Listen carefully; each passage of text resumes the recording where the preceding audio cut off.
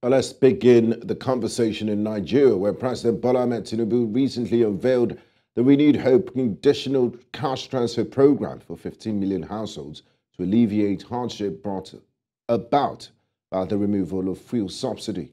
Represented by the Secretary to the Government of the Federation, George Akume, the President announced the initiative in his Independence Day address, emphasizing its focus on vulnerable citizens.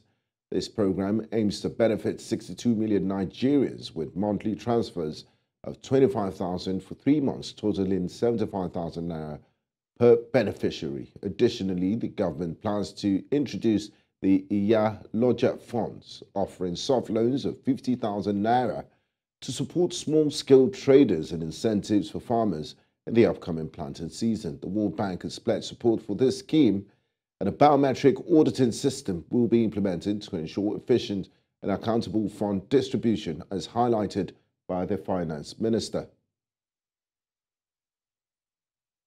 Now, joining me this evening for this discussion is Jide, a public affairs analyst who joins from the nation's capital, Abuja, and also Ziggy, Ibeh, a political affairs analyst who joins from Lagos. One welcome to you, gentlemen, and thanks for joining me on the conversation. Now, I'd like to start off with you. So much for having me.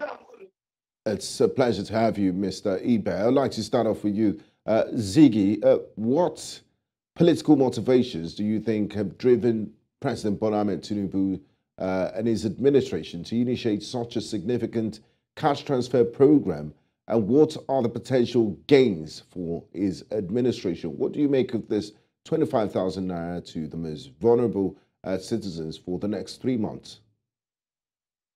Thank you so much. The idea or the policy or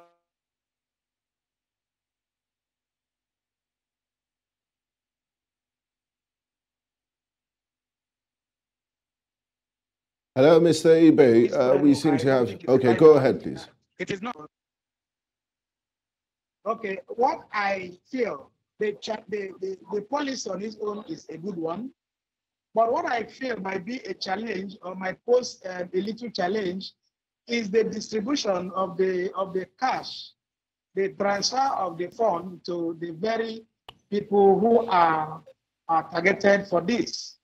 The poorest of the poor, and one would want to ask, who is the poorest of these poor?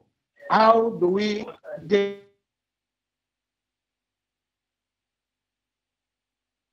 How do we reach today? Where are these people? Where are they found? Then, and another challenge I see, apart from the laudable policy, that do these people actually have a bank account?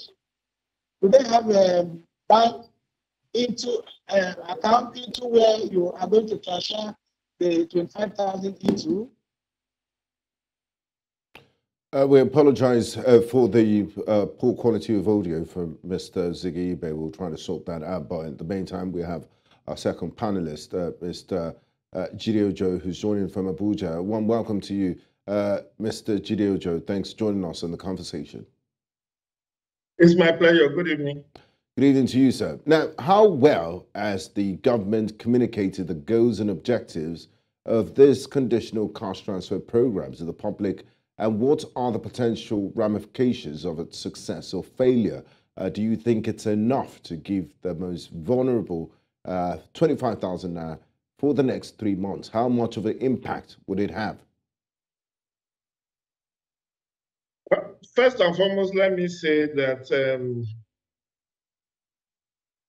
although the money is very paltry and wouldn't fetch much, but I think we still have to commend the administration of President Bola Tinubu. Recall that ab initio, the 800 million USD loan that was gotten by the Buhari administration for this purpose was supposed to be shared among 12 million people at about 10,000 or 8,000 per person. And then public outcry, led to the rescinding of that decision And we are now told that 15 million people will now earn 25,000 for 3 months. Again, it reminds me of what Festus Keyamo SAN did when he was Minister of State for Labor and Employment in the Buhari administration, where he decided that they were going to engage public works for 1,000 per local government, amounting to 774,000 persons across all the 768 local government and 6 area councils. However, coming back to the point is, how sufficient is this amount? 25,000 per household, not per individual. Per household, father, mother, and maybe 3 children on the average is quite insignificant unless they have other means of livelihood and they are just going to be complementing that with this 25,000 naira. I watched on TV yesterday where one of the beneficiaries said he sells he repairs phones and sells phone accessories. So he said he was going to use the 25,000 naira to boost his business. I don't think that was the whole intent of that conditional cash transfer, because we are talking of vulnerable, poorest of the poor. But suffice to say that half bread is better than none. So they collect this for 3 months, then what next? From 2024, they become broke again. They have no means of livelihood again. They fall back into deep poverty. I think it's just, as it is said, it's just a temporary relief. And we have been told that the social register has been cleaned up, and all the beneficiaries, according to Wale, the Minister of Finance, all the beneficiaries have their biometrics captured. I hope that is true, and that they are linked to bank accounts, so it's verifiable. Okay. Because similar projects in the past have been enmeshed in corruption and that brings me to my question, Dr. Jide Ojo. Can you provide historical context of similar social intervention programs in Nigeria in the past? And how does this new initiative compare or contrast with them in terms of political strategy and implementation? So if you cast my mind back to 2016, when this social investment program was initially initiated by Buhari administration, we are told that 500,000 beneficiaries were being earmarked for conditional cash transfer under the social investment program of Buhari administration. And from 2016 through to 2023, we are told that the social investment program alone consumed an average of 500 billion annually. So this conditional cash transfer is just one out of several facets or phases of social investment program. We have the trader money, the farmer money, the homegrown school feeding program, and then the conditional cash transfer, the MSME support. But I recall that during the COVID-19 pandemic, Buhari said he has asked that the social register be increased to maybe 2 or 3 million from the initial 500,000, and they were being paid 10,000 naira every month. But I think at that point they increased it to 20,000. However, with the announcement of 15 million, everybody seems not to have come to terms with the fact that there are a couple of millions who are initially collecting this fund before this 15 million exercise. And what happens to them? The 3 million or thereabouts that were inherited from Buhari administration, have they been integrated or are they being jettisoned? Because all the things we are hearing now is that 15 million, but there were about 3 million beneficiaries under Buhari administration, and they were collecting like either 10 or 20,000 every month. So the question now is, what happens after December? It's like Tinubu administration will discontinue with this exercise. So it ends up being a kind of, I don't want to say rules, it becomes so insignificant because of lack of sustainability. Because now you go about hyping that, oh, we are supporting 15 million, 15 million. But But after the 3 entire months, sum what comes to happens? 75,000 per household. And they are talking of 61 million individuals that will be positively impacted. But given the purchasing power of that 25,000 per month or the entire 75,000 naira, it pays into insignificance. Thank you very much, Dr. Jide Ojo. Now, back to you, Ziggy. To what extent does this program reflect President Tinubu's approach to addressing social welfare and poverty alleviation compared to previous administrations? And what do you make of the idea of giving fish rather than teaching people how to fish? What would be a sustainable alternative to this conditional cash transfer program? As low as 5,000 naira to solve the problem. So this is not necessarily to feed. How long can you feed a man with a family? I think the whole idea is all about giving you, then you can over time replicate it. Over time, use it for something gainful. It's not actually giving you to consume, because such amount of money cannot even sustain a man, let alone sustaining the whole family for even a shorter period of time. So the money given to you over the period of 3 months will actually to catapult you to certain level of financial independence, such that if it's given to you, you can use it to manage, to micromanage it, use it for something small. You know, you can use to trade it, to use it as trading. You can use it, it's for exercise. Like I said earlier, the only challenge I foresee is getting the money right to the targeted. And the targeted are the poorest of the poor. How do you determine those who are these poorest of the poor? How do you get them? How do you connect them? Okay? And most of these poorest of the poor, some of them they don't have bank accounts. So how do you send this money to them? Since the money is not cash back, you don't give cash. It is transferred into the account. Okay? So these are a few challenges I see. But as to whether the money will be useful, I think it is certainly will be useful. Over the time, if a man is given adequate usage for it, certainly it will sustain him. And it can give a man useful financial dependency. You know, it can give you financial independence because it is given to you for trading. It is given for you to augment your business. It's not necessarily for feeding. Mm-hmm. I keep saying that everywhere. The cash transfer is not necessarily for feeding, because such amount of money given to you over 3 months cannot feed even a single person, let alone a family of 1 or 2 or 3. Okay? Given the situation we find ourselves now, such amount cannot sustain a family of 1 or 2 or 3. So that money is actually to be utilized in trading, to be utilized in artisan works and all that.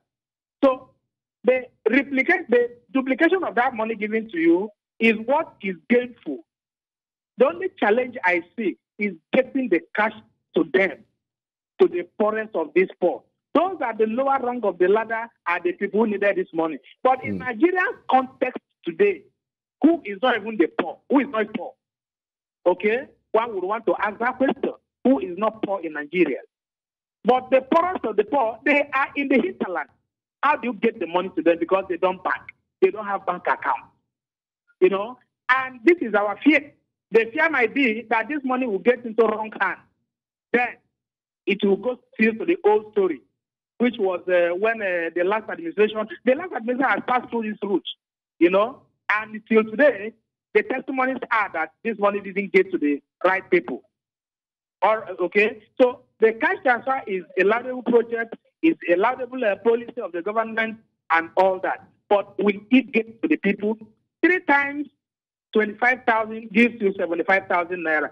And 75,000 naira put together will make such a financial meaning to a man who wants to really do business with it. Okay? Like those that my colleague has just spoken about, those maybe from the village who are into accessories.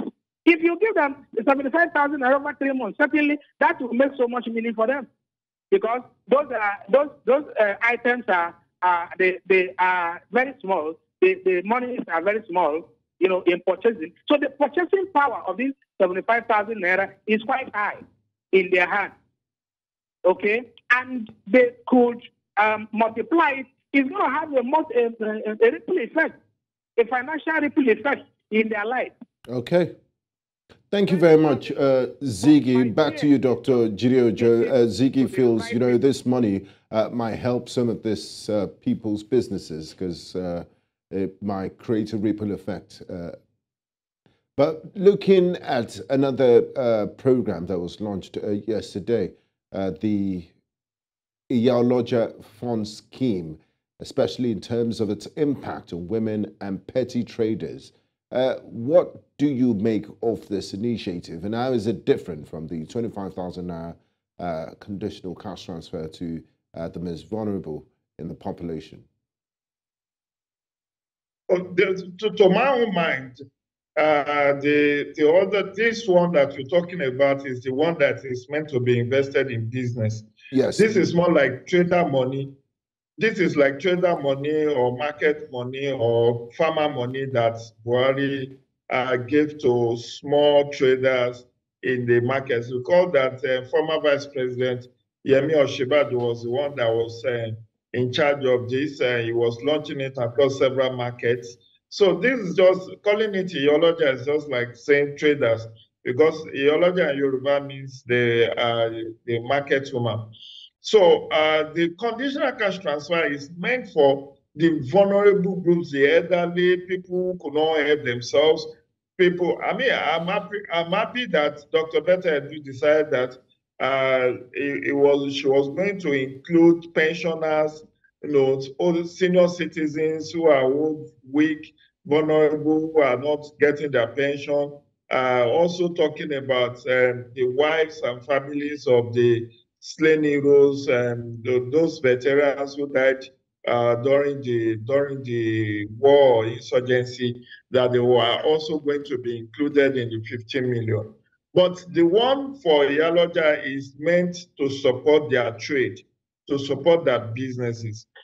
Whichever one you talk about, and President Buhari, President Tinubu spoke to that. I think it was 200 billion, he said, has been earmarked for MSMEs, that's micro, small, and medium enterprises, during his July 31st speech, when he was giving, when he addressed the nation about the palliatives. So I hate to call it palliatives, when he addressed the nation about the economic relief packages to soften and cushion the effect of the removal of subsidy.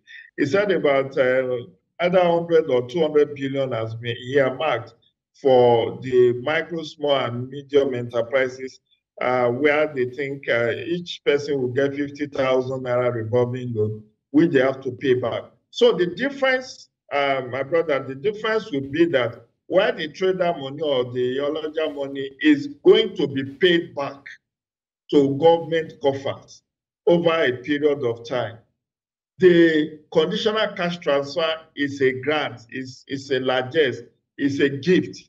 You don't have to pay that back. So that's the major difference. Okay. Because if I support you and say, okay, under the MSME program of this administration, we are giving you 50,000 naira or 100,000 or 1 million. It is for you to trade. It's like what Buhari also did under the Anchor Borrowers program, supported by the Central Bank of Nigeria, where the farmers who are beneficiaries were supposed to pay back whatever they get under that program. Unfortunately, many of them defaulted. And that is what this Iyaloja scheme is also about. They are going to pay that back. That one is not a grant, it's not a gift, it's something, it's a loan, it's a soft loan. Now, and if my memory serves me right, the president said the money will be given to them at not more than 9% interest rate. Now, Dr. Ojo, before I move to Ziggy, you mentioned something about we've done this in the past, and a lot of people did not pay back the Aborowa scheme. Quite a lot of Nigerians feel, government money is free money, it's Father Christmas money, it will not affect them, so why do I have to pay back? What effects does this have on government, and how can government make sure that Nigerians that are signed on to this scheme do return the monies as when due?